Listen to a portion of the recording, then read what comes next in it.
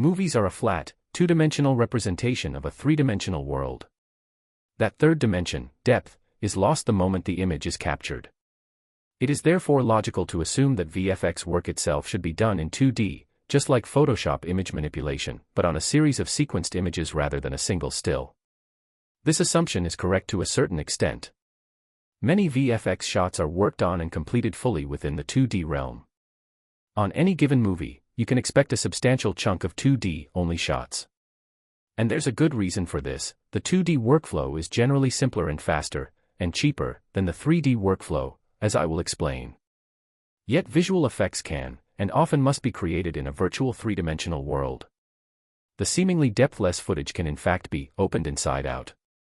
The lost depth, the missing third dimension can be re-evaluated and restored. How exactly can this be done? And why only on certain shots and not all of them? Understanding the differences between the 2D and 3D workflows is crucial for filmmakers, not only because the choice of methodology has a direct effect on the cost of the shot and the time it will take to complete, but also because it affects the look and feel of the final result. The decision whether to use a 2D or 3D approach, or some combination thereof, is influenced by many factors. Clearly, any animated object or character that moves around in the shot needs to be three-dimensional, unless it is small and far in the distance. The cartoonish 2D look of traditional animation does not pair well with live footage. But at the most fundamental level, the choice between 2D and 3D is, first and foremost, dictated by the camera movement. To better understand this relationship, we need to examine camera movement from the VFX point of view. Camera movement and VFX. A director or a DP thinks of a camera move first and foremost from the narrative standpoint. How well does the move tell the story? How does it fit in the dramatic flow? What is its emotional effect on the viewer? Next come the practical decisions about how to physically move the camera in space. Should the camera be mounted on dolly tracks or on a crane? Handheld or on a Steadicam rig? From the filmmaker's standpoint, optical or physical effects are the resulting byproducts of the desired move. But from the VFX point of view, it is exactly these factors that matter the most because they define VFX. The goal, after all, is to make the added VFX elements feel like they are native to the footage. They should move in frame exactly like the elements in the original footage. That relative movement and spatial relationship between objects in the footage can be narrowed down to two key factors: parallax and perspective shift. Parallax. Let's take the classic example of parallax, looking out through a train window. As the train is traveling, nearby objects appear to move across the window faster than objects further away. The trees right next to the tracks whoosh by quickly while the mountains in the background move very slowly. This complex overlapping motion is known as parallax.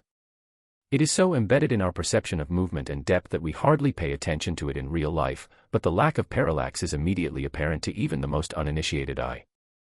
A movement without parallax feels like there's no depth, as if all the objects are on the same exact plane. If the train window is a camera lens, then the train movement is essentially a track move. Any type of horizontal or vertical move, track, dolly in/out, and crane up/down, generates parallax.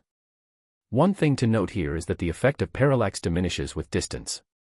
Two trees standing 3 and 20 feet away from a moving lens will parallax strongly, but if those two trees were standing half a mile away, with the same 17-foot distance between them, they would move practically in unison, with no noticeable parallax between them.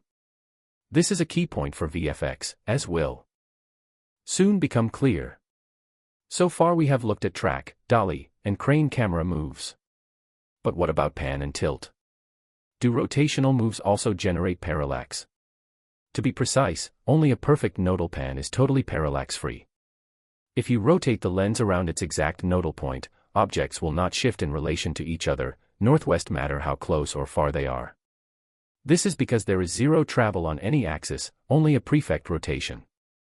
Specialized nodal heads do exist, but they are mostly used for shooting panoramas and spherical images. The effect of parallax in a short sideways track camera move. Notice the extreme shift of the foreground plant, the much smaller shift between the midground lamppost and the trees behind it, and the almost complete lack of movement in the distant background. 5A left to right pan. Notice the minimal shift in the foreground, and the complete lack of parallax shift in the midground and background. If the camera were mounted on a nodal head, even the foreground would be parallax-free. With still cameras, The rotation axis on most film and video camera rigs is usually around the center of the camera body, farther away from the nodal point, so in most cases a tilt or pan are not truly nodal, and some minor parallax does happen. But as I mentioned before, parallax is reduced with distance, so that minor parallax on a pan or tilt is really only noticeable on objects that are very close to the lens. In most cases, tilts and pans can be considered parallax-free. Perspective shift in VFX terminology. A perspective shift means that the camera reveals different parts or areas of an object as the camera moves. If we crane up in front of a house, we'll first see its facade, but as the camera moves to the right, the perspective shifts and reveals the side of the car, which was completely invisible at the starting position. Camera moves higher up, we'll start seeing the roof from above. Just like parallax, perspective shift is more pronounced in the foreground than the background. A camera that travels along a street will reveal the sides of nearby buildings as it travels, but distant buildings will still show only their front facades. 2D workflow. Now that we have defined some key factors of camera movement, let's pick a real shot we have worked on for Sons of Liberty as a case study that will enable us to explore both the 2D and 3D workflows. It is an establishing shot of Hancock Manor, John Hancock's lavish house in Boston, which unfortunately no longer exists, that shows two guards opening the exterior gate as one of the characters walks up the stairs toward the entrance door. Building a full set of the iconic Hancock Manor and the garden surrounding it was not a possibility, due to location and budget limitations. It became clear that this would be a VFX set extension, but to avoid using a green screen and to retain the physical interaction between the actors and the environment, it was decided that production would build a practical set that included only the gate, the walkway and stairs, and the front door and portico. All the rest would be added as a VFX set extension. Let's first take camera movement out of the equation, and assume that the shot is captured with a locked-off, static camera.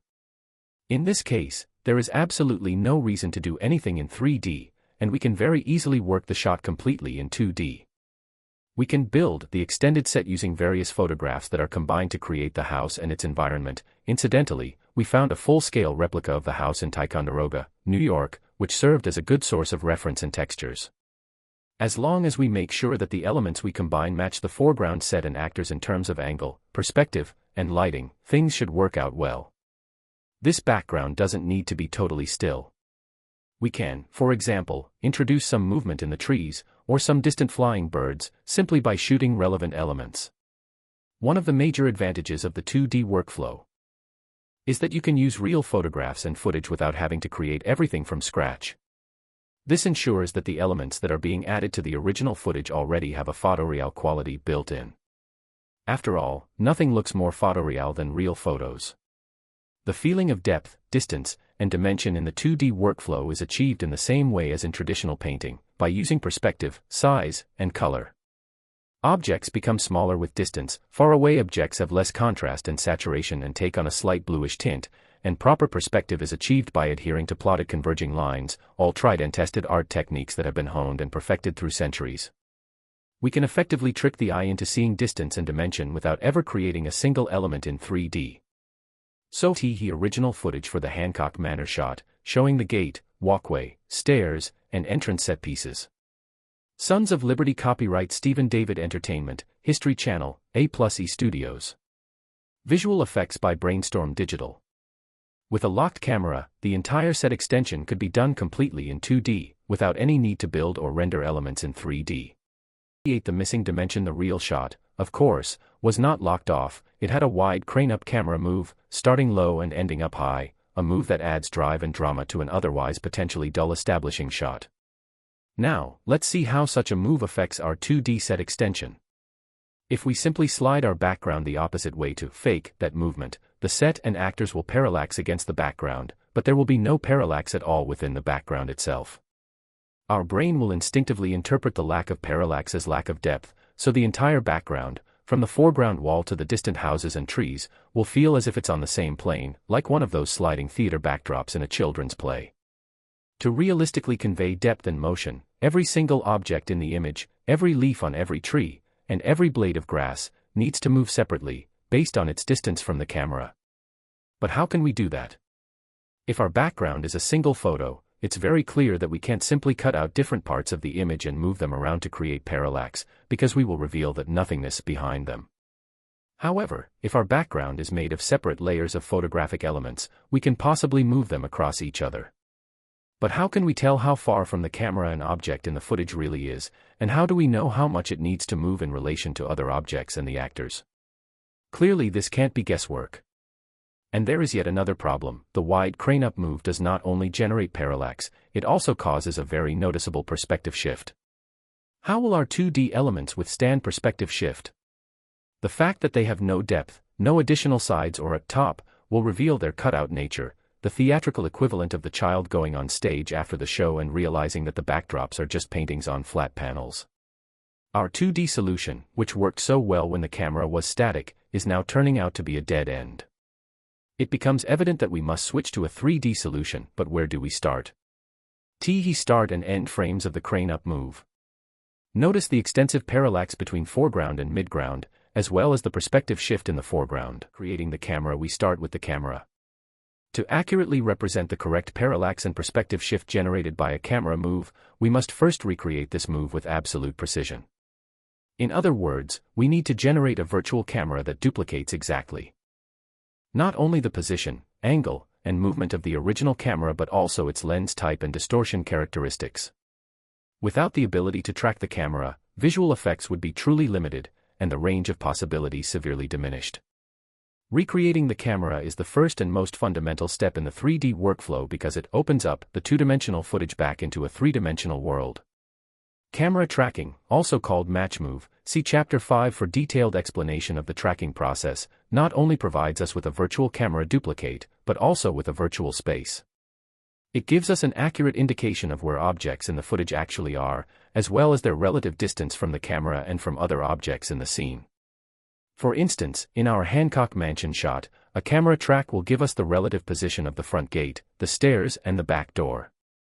This in turn will help us figure out the spatial relationship between objects in the footage and the virtual VFX elements, where the front wall and trees should be, the exact position of the house and how far the background elements need to be in this virtual space. A tracked camera replicates the move in a 3D environment and provides indication for the position of key elements in the footage.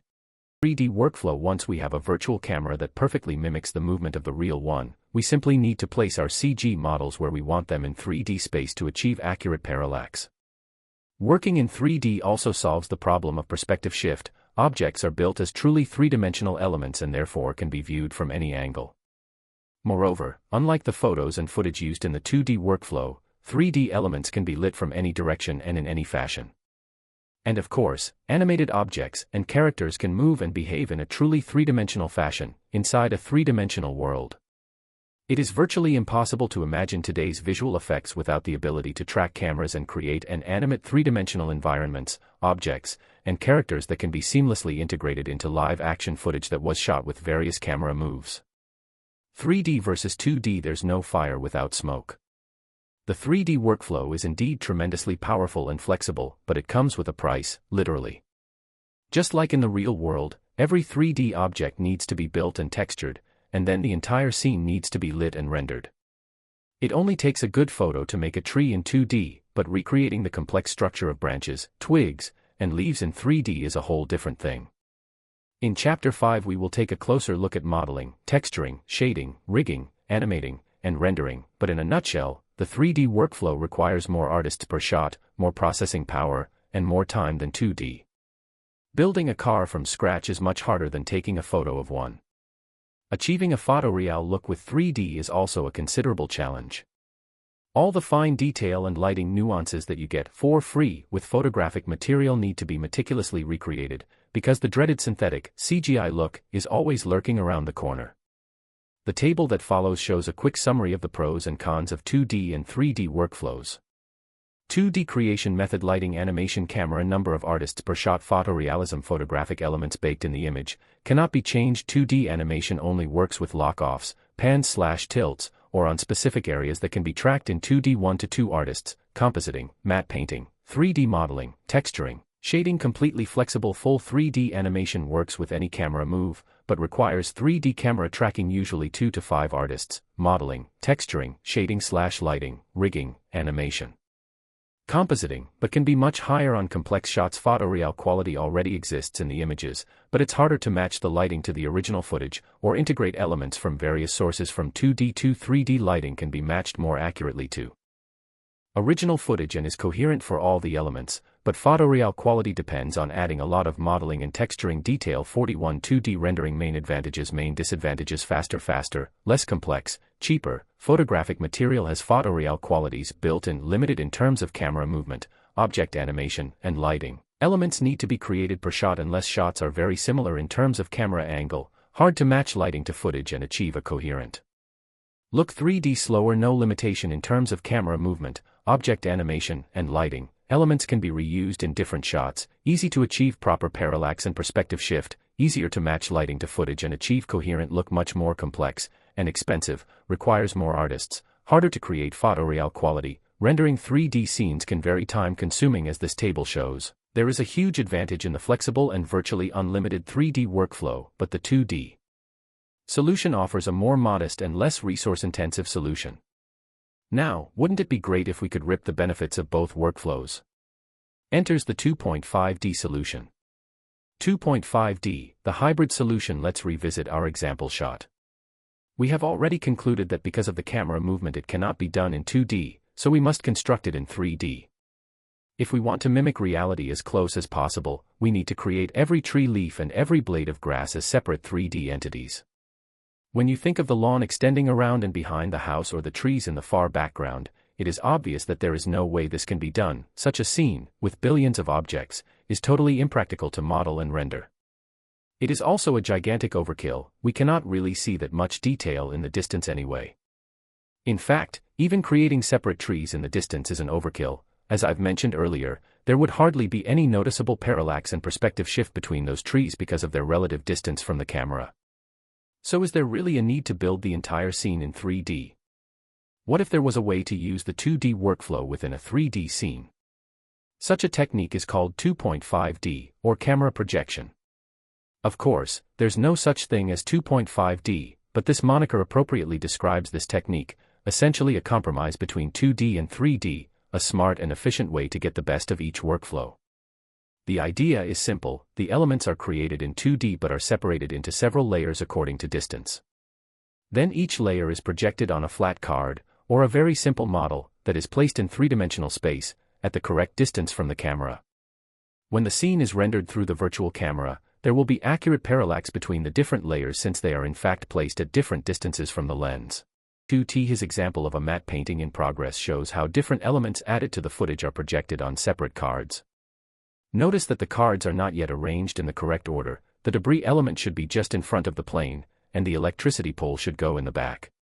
Courtesy of FXPhD/Eduardo Abin. Obviously, this technique is not suitable for animated characters or foreground objects, especially if there is a strong perspective shift. But it works wonderfully well for backgrounds and distant objects, and even foreground elements that do not have much depth in them, a wall, for example. Rendering is extremely fast because there are no detailed 3D objects and no CG lighting, only images on cards, or simple geometry, and you get the benefit of being able to use real footage or photos, and avoid having to build and light everything from scratch. Technically, the reason why the 2D elements are projected on cards, or simple geometry, is easy to understand if you examine the real-world difference between painting something on a screen or projecting onto it. If you paint on the screen, the image is stuck to it. Move the screen away from the camera, and the image will become smaller. Bring it closer and the image will grow bigger. Move it sideways and the image moves too. But if you use a projector to project an image on the screen, the image will not change at all as you move the screen around. Basically, the screen will move through the image. The projection method therefore allows the artists to create a 2D matte painting in a 2D software such as Photoshop, and then transfer it to a 3D environment. The artist can move around the projection geometry without affecting the projected imagery, which enables proper setup of the scene for accurate parallax and depth without destroying the original look of the 2D matte painting. The 2.5D workflow is widely used in visual effects, especially for environments. Matte painters, see Chapter 5, harness this technique to create extremely detailed and believable surroundings that have depth and realistic parallax without ever getting into any 3D work. The results can often be more convincing than a full 3D build, because what is lost in terms of fully accurate parallax and perspective shift is gained by the use of photographic material. Incidentally, this technique is also prevalent in video games. Take any car race game, for example. You'll easily notice that most of the background objects are not 3D, but rather 2.5D cards. Putting it all together, the reality of VFX work is that many shots are done as a combination of 2D, 3D, and 2.5D. There is no reason to stick rigidly to one workflow when in fact a combination can give the best results with the least amount of resources and time. So let's return to our example shot once again, but this time, rather than look at it from a strictly 2D/3D standpoint, we'll come up with a smarter plan that combines all options, starting from the foreground and moving towards the background. Foreground. The strong perspective shift necessitates 3D in the foreground, so the front wall and fence are built in 3D. However, this does not mean that the models need to be very elaborate, because a lot of detail can be achieved with proper textures. See Chapter 5 for further discussion of texturing and shading. It also makes sense to create the big foreground tree as a full 3D element, because this will generate some fine parallax between tree branches and leaves, which will boost the believability of the shot. In an ideal world, the grass on the lawn, or at least the foreground part of it, would be created in 3D, but this will require a very dense model. We can get away with a 2.5D projection of a lawn image on the ground plane, because the human eye is more forgiving with very small detail and will probably not pick up the lack of internal parallax and perspective shift in that area. Midground. The main element in the midground is the house itself. Most of the detail on the facade can be 2D. The only areas that need to be depicted in 3D are those that are either protruding from the facade or recessed from it, like the balcony and windows. Other elements such as bushes and nearby structures can be done as 2.5D projections on cards. The foreground fence is built as a 3D element to achieve correct perspective shift. Sons of Liberty. Copyright Stephen David Entertainment, History Channel, A+E Studios. Visual effects by Brainstorm Digital. The model of the house is very simple. Most of the detail will come from the textures. The importance here is to build the protruding parts, like the balcony, and the sunken areas, like the windows, in 3D, because this is where parallax and perspective shift will be most noticeable. 5 base wall texture is added to the house. Sons of Liberty. Copyright Stephen David Entertainment, History Channel, A+E Studios. Visual effects by Brainstorm Digital. More texture detail is added to the house while the adjacent structure is also built with simple geometry. All the distant elements can be simple 2.5D projections. There is really no need to add any 3D detail, as long as the projections cards are placed at the correct distance from the camera based on the camera tracking information. Lawn grass, bushes, distance trees, and other elements are added as 2.5D projections on cards. Sons of Liberty. Copyright Stephen David Entertainment, History Channel, A+E Studios. Visual effects by Brainstorm Digital.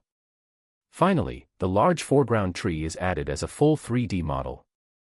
This allowed us to achieve subtle but necessary parallax within the tree itself, and to add some breeze animation to the leaves.